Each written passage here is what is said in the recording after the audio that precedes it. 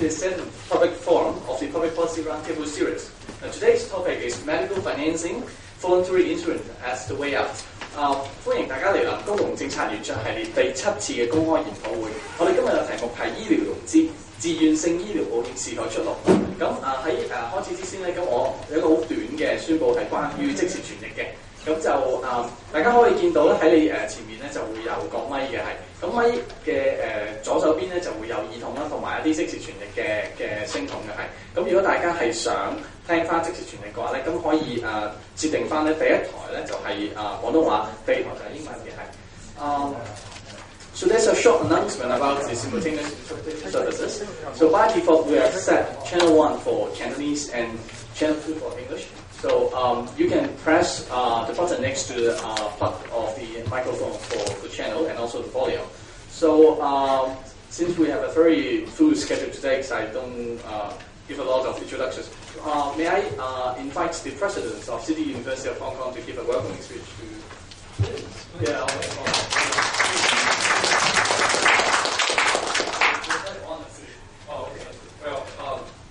As you know, CTU is promoting university as a professional school, and certainly this is in the middle of the theme to be a professional school. I'm here just as an audience, as one of you, to learn this important topic. Actually, I was very healthy until I come in and try to. Need to take care of myself. I appreciate Martin's taking the lead on this, and all those distinguished speakers and all of you. It's really important to have a public debate on this subject. And of course, Professor Tao has been in this business for many years. And I just wish you have a good production and very productive discussion today. And I'm glad to be part of it. And I'm listening to all the discussion that you have. Thank you. Thank you. Thank you. May I invite President, the Director of Government in Asia Research Center, to give a welcome speech? Can I say welcome everybody? It's very good to see a good turnout. I'm looking forward very much to a stimulating afternoon's discussion on this important topic. The Governance in Asia Research Centre is very pleased again to work with SynergyNet on another roundtable forum. Roundtable series is a regular series of discussions, debates on contemporary issues of public policy in Hong Kong. We generally try to time them to coincide with important government releases and public debates, and we try to bring stakeholders together and government spokespeople to discuss and debate these issues. We then try to circulate the findings and the results in a publication, which we hope will contribute to the level of public debate and information about issues such as this.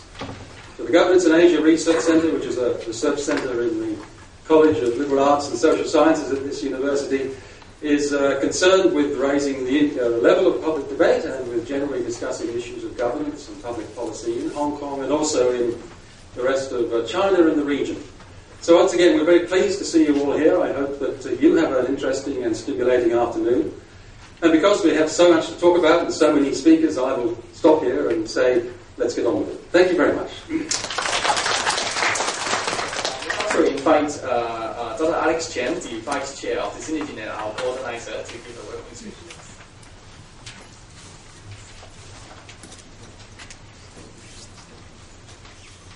歡迎咁多位朋友出席今日嘅研討會嚇。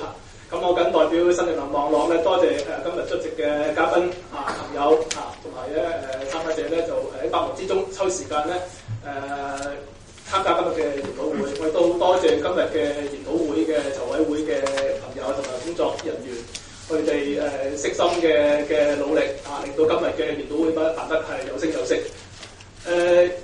醫療係一個好重要嘅問題，關乎個人健康亦都關乎整個社會嘅人口嘅同埋生活嘅質素。咁醫療嘅問題，特別係融資嘅問題，喺香港討論已經有20年啦。咁呢一個問題其實牽涉到唔同界別朋友嘅一啲嘅唔同嘅觀點，亦都牽涉到唔同階層嘅朋友嘅一啲嘅佢哋嘅利益。咁要揾一個大家都能夠接受嘅一個嘅安排咧，其實係唔係太容易嘅。但係我相信，只要我哋本住即係圓桌會議嘅平等嘅溝通，理性嘅討論，咁我哋一定能夠揾到一啲方法係可以咧係將呢一個咁重要嘅問題咧係即係向前去推進嚇。咁我亦都新力量網絡作為一個智庫咧，我哋好相信咧喺呢方面咧，我哋係需要多啲嘅理念方面嘅提出嚇，同埋去多啲嘅溝通。咁下個星期咧就係聖誕節啦。咁我喺度咧預祝大家咧係聖誕快樂，身體健康。多謝各位。多謝陳博士。咁我哋有請平教授幫我哋主持嚟呢個環節。It's my pleasure to chair this first session, and the topic of this first session is on the merits, limitations, and alternatives to the government proposal. We have a series of distinguished speakers and guests who will address this topic. The first of them, I will rush straight in because we do have a lot to say. We have a number of interesting speakers. I don't want to delay proceedings too much. So I'm going to give a very brief introduction to each of the speakers who will present their points of view within a 15-minute time period. And we will, at the end of the session, when those speakers have given their views, we will have a question and answer session where each of you can raise a question, put a point of view, and the panel members will reply and sum up. So let me introduce the first speaker, Dr. George Cogley. Dr. Cogley is Vice Chairman of the Hong Kong Democratic Foundation. He was born in Hong Kong and is part of the fifth generation of his family to have lived and worked in China. He had a career in marketing and distributing medical devices and pharmaceuticals to healthcare professionals. In 2008, George was made Officer of the Order of the British Empire for his services to public policy development in Hong Kong. Dr. Cogley.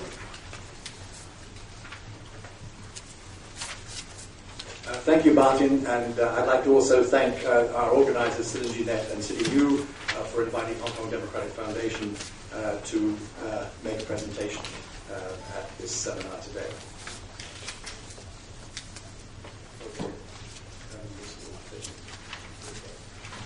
First of all, I would, since our topic is healthcare funding, I would like to start with some context from the funding perspective of the categories of healthcare systems. Healthcare systems are generally classified into two categories.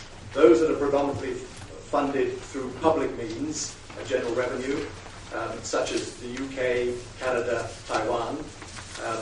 Those that are funded predominantly by private means, such as the USA, Switzerland, and Singapore.